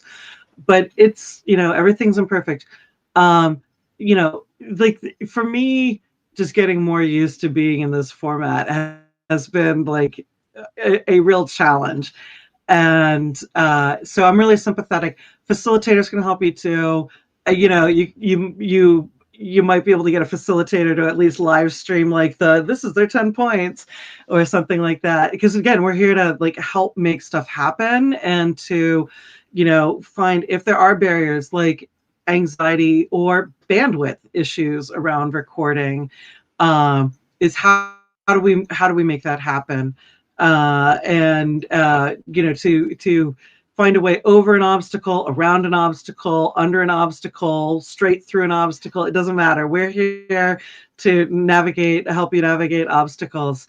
And I know that has been like just a huge, huge thing for me. Is just like, a year ago, like I'm constantly turning in my facilitator intro videos as late as possible because I'm still driven by like, what am I going to say? Who cares what I want to say for 15 minutes? So like it's totally, and like Sean is constantly like, yeah, Jen. So that'd be really great if you could get that in. So yeah, I'm super sympathetic to the anxiety, and there's a whole suite of other reasons why like recording might not work for somebody or for a group. Just let us know. We'll work it around, because if you want to share your awesome team stuff, and again, some teams don't want to share at all and they've got reasons for that. But if you want to share, but then whatever channels that we have for sharing aren't working for you, we'll find a way to make it happen. So just make sure people keep the lines of communication open, and, come and find me, come and find another facilitator. There's been, there's a couple people that have been around and a lot of new people. And so it's just a great crew of people. I find that if you are not sure kind of where to go, is that in that cafe space, like people like to hang around the coffee maker. It's constantly, if you're looking to join or start up a conversation, go find that little central area of the cafe, and because there's always somebody hanging around the coffee maker, like, and it's like that space everybody understands is an open, anybody can join in and say anything they want. Like, maybe the couches are a little more like we have a subject that we want to talk about, but that coffee making area is definitely kind of evolved. It's just a free for all, and in a positive, good way, because everybody's super respectful about taking turns. Because this, we have the opportunity for things to be simultaneous and chaotic, and that just hasn't been happening. So come find the coffee maker and find who's there and who's a facilitator to help you with any questions. Thanks, Jen. Sean, and then I have a question from the chat. Nice. One quick thing I want to say is if you want to share, and that's an if, right? If your team wants to share, and video is the default we're trying to experiment with, right? But you don't have to create a video. We will work with you on any way you want to communicate. If you want to be on the live stream and have a conversation with us, that's fine. If you want to do live Q&A, that's fine. If you want to share a presentation, that's fine. If you want to give us an image, we'll share that. Anything, literally any way you want to communicate, we will accommodate. Just send at Complexity Team on Keybase, and we'll work with you. So last thing there. Dan, question. Well, one is Jalexon, John, has written a funny joke setup. How many complexity scientists does it take to screw in a light bulb? So maybe we can think about it. We can write a question or answer in chat. But I'd like to raise up this awesome question from the chat. Do you or will you have a role or a system for folks who don't want to be part of a team, but are willing to be beginner's mind, mentors, advisors, feedback givers, users, etc.? So I have a thought on that, but Sean, I see your hand raised, so go for it, and then I'll give a thought. I think the only thing I'd say is it's up to the teams as to what relationships they want to have. And so you can definitely offer that as something, maybe even on the Jamboard, say, this is something I want to provide for teams. I personally don't want to join a team in this cycle, but I'm willing to be this resource. And then the teams can say, we need users to go through our system and give feedback, or we need an advisor. There's so many different roles and relationships that teams can create, and it's up to them to define these relationships. Tim? Yep. Jen first, and then I'll give a thought. Yeah, no, it's 100% is in. I'd say also, hang out in the cafe. I haven't checked. I'm gonna go to the bar space too and see if we're using the bar space. So I used to be a bartender, and I feel like hanging out behind the bar might be a good vibe for me. Get away from the coffee maker and go hang out behind the bar. So make sure we're utilizing all of our social spaces together. But being in the public spaces, I think, is a good opportunity for like, oh, what are you doing? And then you can just start up conversations going like, oh, there's so many interesting teams and I don't really want to join one, but I'd be really interested in doing like a little bit of advising or just checking out what somebody is doing and giving them feedback, and you'll find people there too. So I think there's multiple channels for being able to find whatever role is going to work for you. And it's your weekend.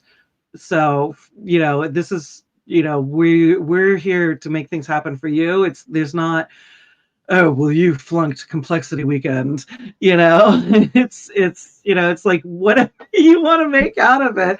And it's this great open creative space. So yeah, let's connect you with people, so that there's the connections and the flows to make stuff happen. So here's my thought on that. Oh, Jen, for some reason I just got a weird feedback, but okay, it's gone. So those roles which were extremely expertly linked by Leon, beginner's mind, mentor, advisor, feedback giver, user, these are spirits and energy that we hope everybody could cultivate in their own way. So those are some of the most special roles. Will we develop a system to make this more and more clear? We really hope so, to have a title or an understanding or a way of working that increasingly respects these roles. So I don't have a specific title for that. There's no token, there's no NFT for that yet, but maybe there will be. Now, what can that Right. kind of a person be?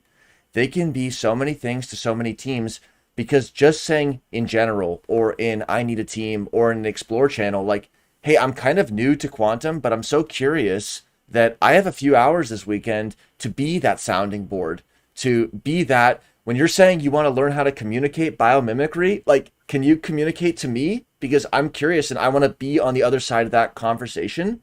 And so those are really special roles. And there's no one best way or one any way to be a participant. So a team that's composed of, you know, Sean has introduced this sort of Dungeons and Dragons, like different roles, the bard and the wizard, the sorcerer, the all these different fun roles. And there's so many different knowledge traditions and games to draw on. And I'm totally seeing a way in which each one of these are able to be the difference in a team that moves that blockchain, data science, sociology, law discussion. How are we going to bring it forward? Maybe with one of these pieces. So all I could say is get involved, participate on our tooling on Keybase and Gather, and just to whatever extent you're ready to show up and communicate that clearly. I'm around for the next hour, and if anybody wants to like test out their 5-minute pitch, I'm there. Or if anybody wants a little bit of red teaming, or if anybody wants a challenge to their idea, if anybody is saying that accessibility and inclusion are part of their project, but they're not sure how that's going to come into play, like, I'm not going to shoot you down. I want to build you up, and I want you to come talk to me. Right. Those are all such powerful things that an individual who sees those opportunities can do, because the truth is not everyone sees those opportunities. So it's really special when somebody does see that opportunity and sees a discussion happening rapid fire in Keybase, or wakes up in the morning and sees that 60 chat messages happened in Explore Economics. Whoa. I think it's time for a beginner's mind. I need to take a step back. Like, I use money, but I need to get caught up on what you all are talking about here. Those are special roles. So I think the biggest answer possible is we want to encourage whatever affordance, whatever opportunity someone sees as that would be fun, that would be impactful, that would be including to innovate, that would be serving through deep time. Those are your special opportunity where the light is breaking through for you.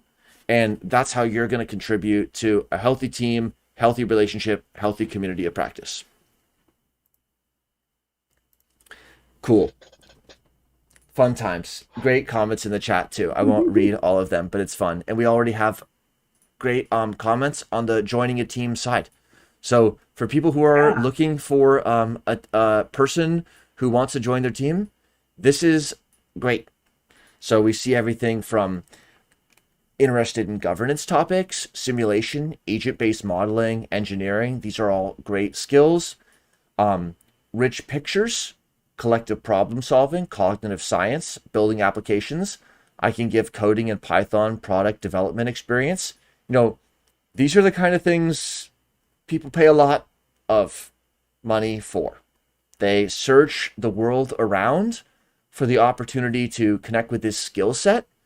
And what you're doing when you connect in a community of practice is more than just connecting with a skill set.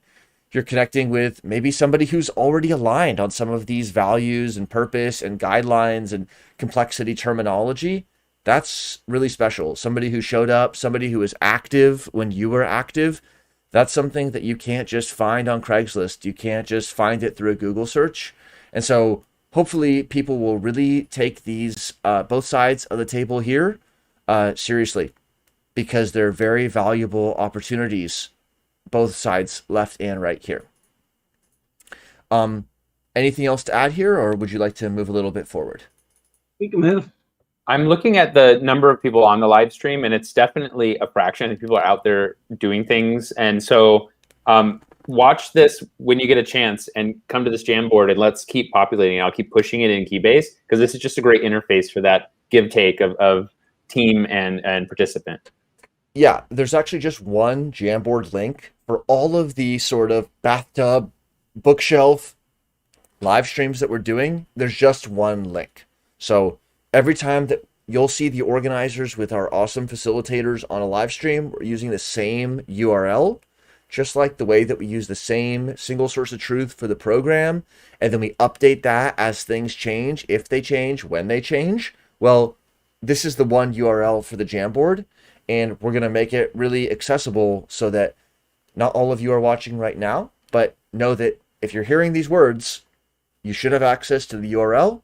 You should check out the 16th slide, because you'll find people who are on both sides of the table here. So that's really special to see. I'm adding it to the program right now, literally right next to the live stream URL. So it'll be right there in the program. Great. Great. Anything else on 16, or do you want to push forward? Cool. So let's go to community support, and we can just chill for a couple more minutes. We can walk through a few more slides, and we'll end whenever we feel like ending. So on the 17th slide, we have a community support tab. And this is like, again, a sort of orange and blue dichotomy. I can give, and then I'm looking for. So what are any of you interested in providing? And then what are any people seeking? There's also the opportunity to add this information to the participant information tab in the program for participants. But also we're already seeing like people who, out of deep generosity and skill, seeing an opportunity to provide different things for the community. So that's really special to see, because one thing I've heard is like that the success and the health of a community is when other things within that community spin up. New relationships, new teams, new deliverables, even sub-communities. So these are all really special to see. We have facilitator Vanessa, willing to create a project on socio-ecological systems. Go to the I Need a Team tag in the Keybase chat. Vanessa, thank you for the very clear messaging and for helping remind people that they'll learn more about your project as well as other projects by going to that channel. We have facilitator Squasha, using partner drawing to facilitate your team. Brainstorm, visual, riff, explore new approaches. So that sounds kind of like Squasha doesn't necessarily want to get in there and tell you what to do or decide what to focus on for your team. But does your team want to have like a 30-minute or a 60-minute fun art time, connect a little differently? Okay, you've been partner coding and you've been talking on Gather. How about mute, draw, connect a different way? See if you can find a new way to be creative and to connect while you're synchronously around. That's really fun. And also, this slide is something we've had at each of our heartbeats, and that's been really awesome to see how each of the heartbeats, people are always looking for things and looking to provide things as well.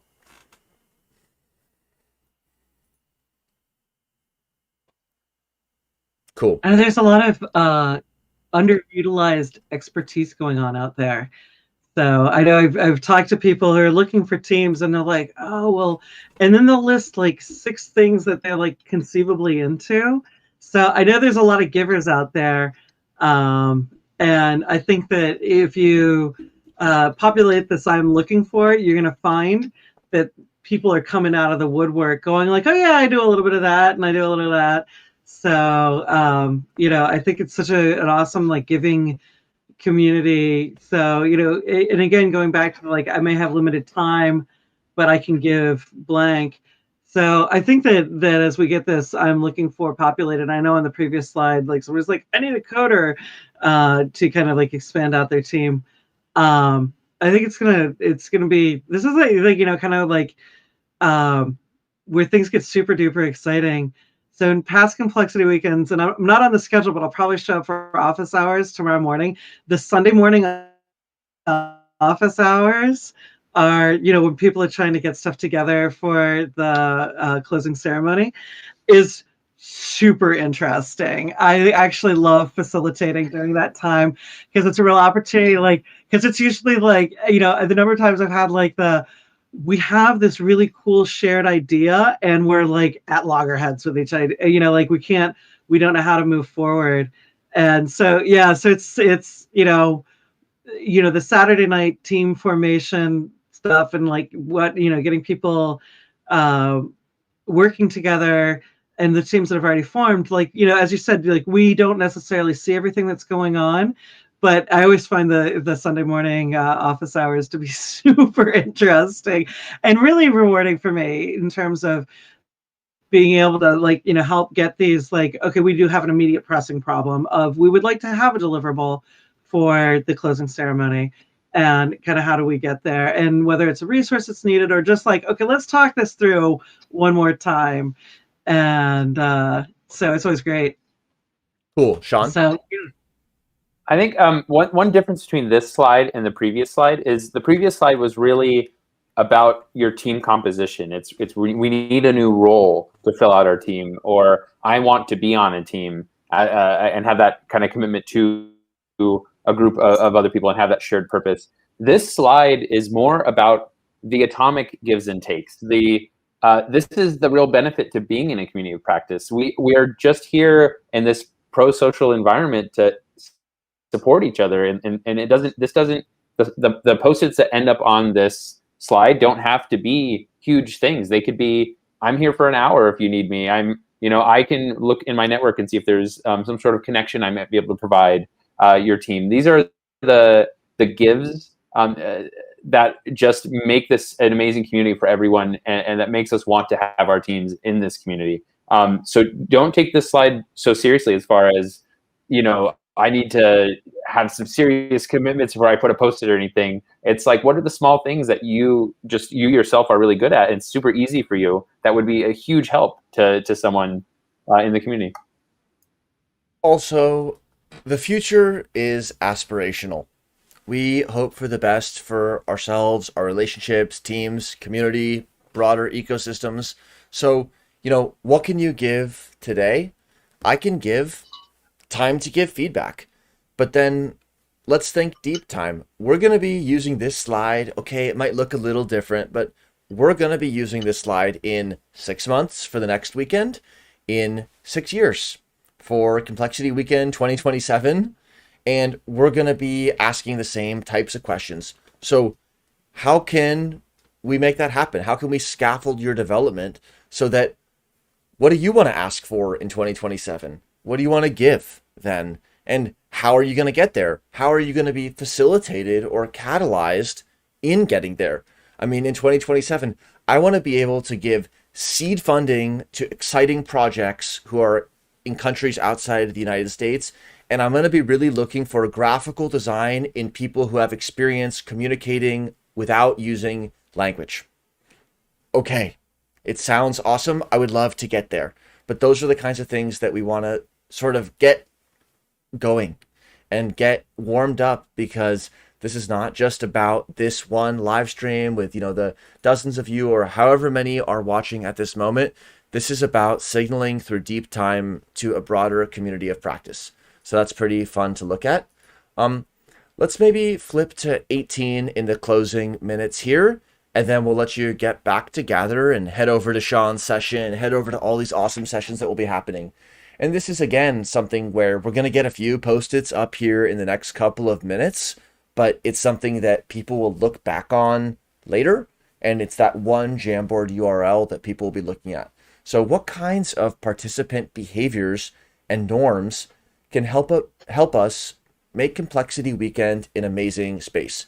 And there's an orange, things that we do want to see on the left, and then a blue, things we want to avoid on the right. So Jen, I'd be happy to hear your first thoughts, either side.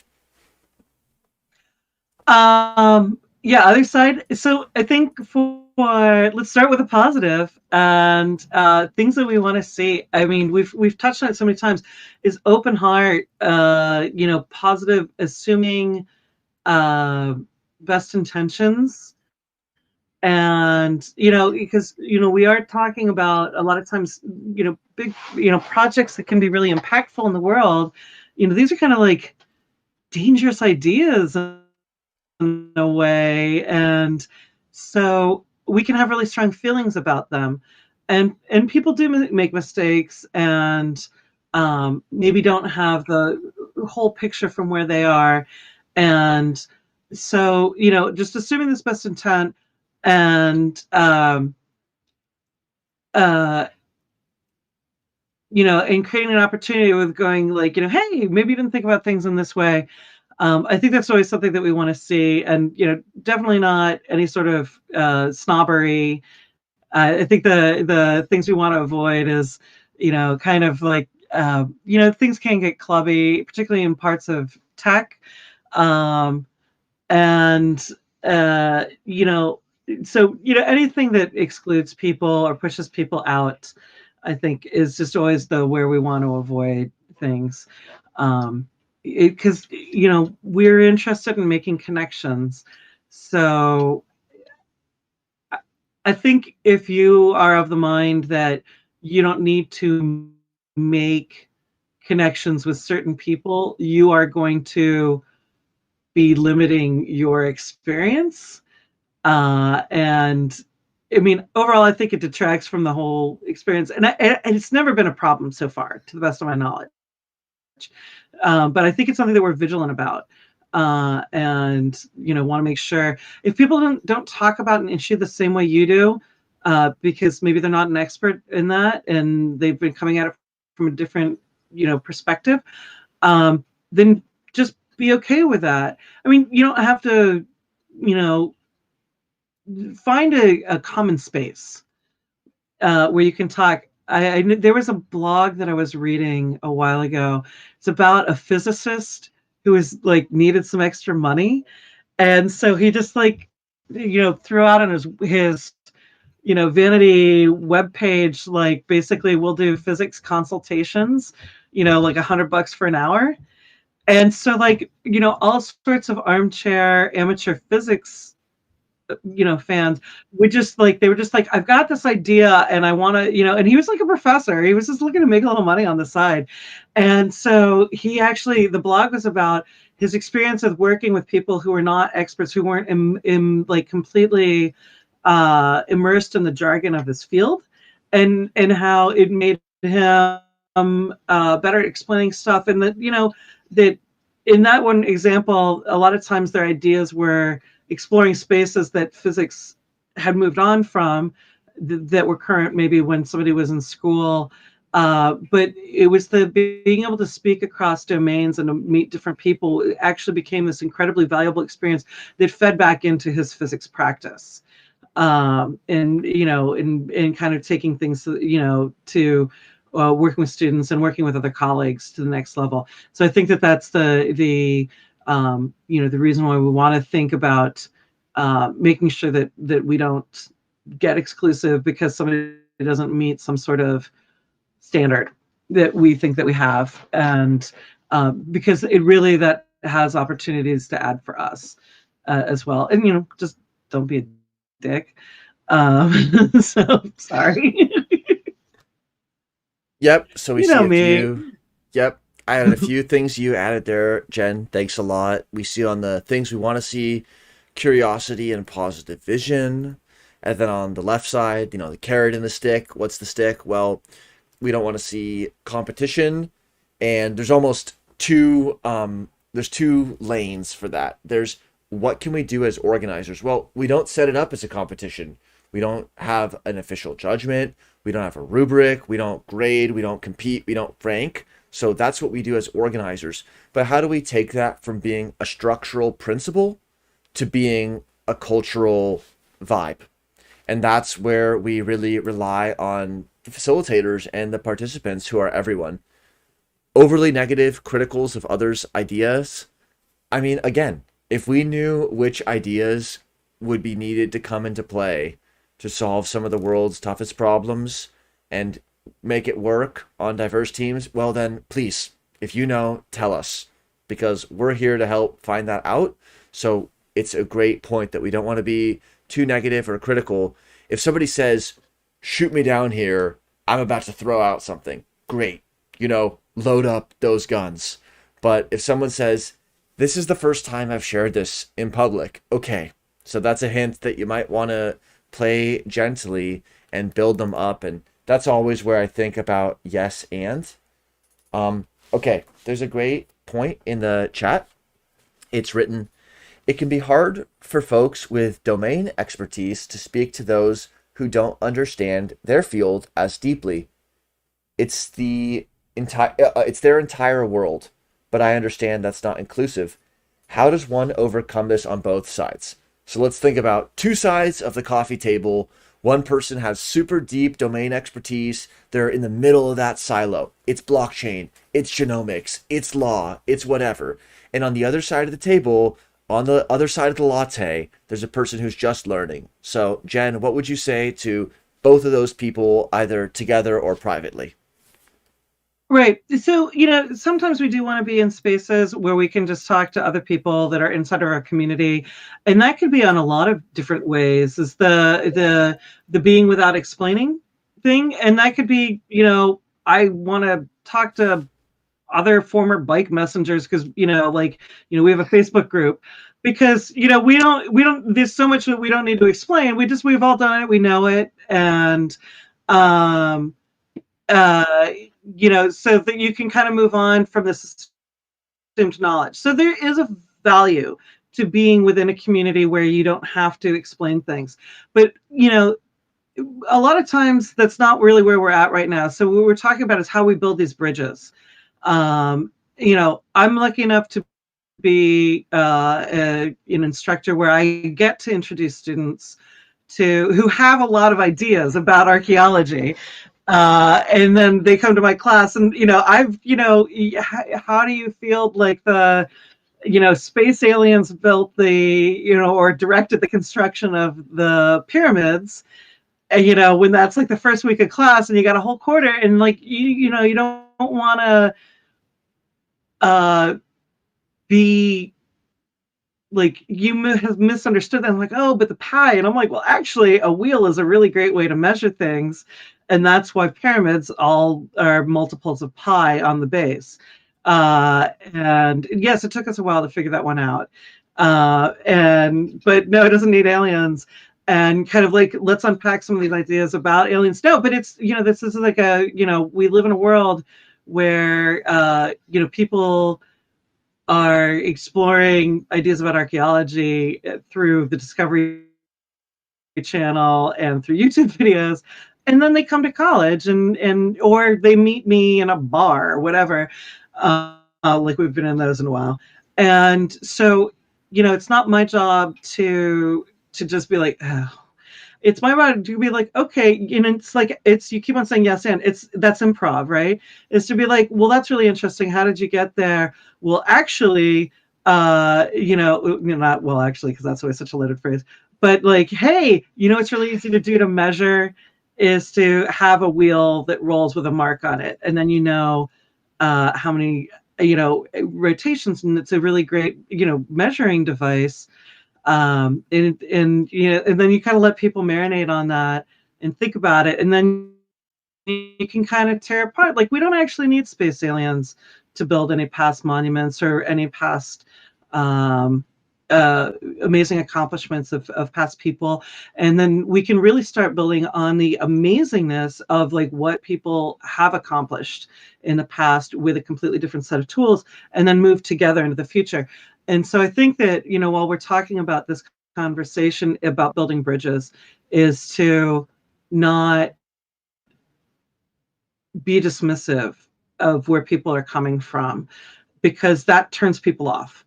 And, as I said, like, there's never been a class, and I teach beginners all the time, where I didn't go, like, there's always a time where I'm like, I'm going to have to research that and get back to you. So don't, like, we can be subject matter experts in our own domains, and we're not going to actually even have all of the answers about our own domains. So we deepen our own expertise when we have to communicate these complex ideas to people who aren't experts. It helps us think about problems differently when we have to explain them in a way that's appealing to somebody else's eye, because they don't already come with our expert eye. So, I like to think about it in terms of, how are we building bridges? How do we all get there together in a community? And hopefully, because, we've just gone through all these slides, and I think that's the whole vibe that we're building here. So, people do, you know, say things that are may seem initially a little whack, but there's a kernel underneath it. And if they're thinking that, more than one person in the world's thinking that. And so let's kind of like dig it out a little bit and really explore that space. If you need to be in a place where you're only talking to other subject matter experts who already know your jargon, you know there's ways to do that within Complexity Weekend, but it's really not the whole vibe that we're doing. So just think about how we're doing that bridge building. And perfect. Last thought, Sean, and then we'll head out for the end. And I know that you have a session starting right now. Sure. Yeah. I think the key word that I'm thinking of for this is like patience. And I'm just thinking to a walk I went on with my wife, Marie, and we walked past this little pond, and it had this cool little pattern, like a patch in the middle that had some roughness, right? And we were like, oh, I wonder why that's happening, right? But I've studied a lot of fluid mechanics, so I was like thinking, and I was like, hey, what's my intuition telling me? Well, maybe there's, some sort of flow domain where there's some turbulence in one particular region because the bottom of the pond, has some weird, erratic ground, and I'm just thinking of like the shear layers and the momentum transport, and I'm like, I just want to share, and I just shared it with her. I'm like, I think it's, this, but then I realized, I'm really passionate about like fluids and thinking about them, and so I want to share like the biggest kernel I can, or like the most generic, intuitive reason why. But that's not the place. It's hard to share that with somebody who's not in that domain. It's something I really want to share because it's exciting to me to think of like what is the essence kind of what's happening right now. But I need to have the patience to work up to that. And on the other side, there's the patience of sometimes just letting them talk about and like talk through some of the words until they get to something more accessible. I think patience on both sides is really key. What a fun conversation. Jen, thanks so much for stepping up and for being on this live stream. Sean, awesome work today as well. We're going to hear from everybody in about 11 hours or 9 hours, or I don't know, check my watch. But great times. Those watching live and replay, much appreciated. We'll see you in Gather. So see you later.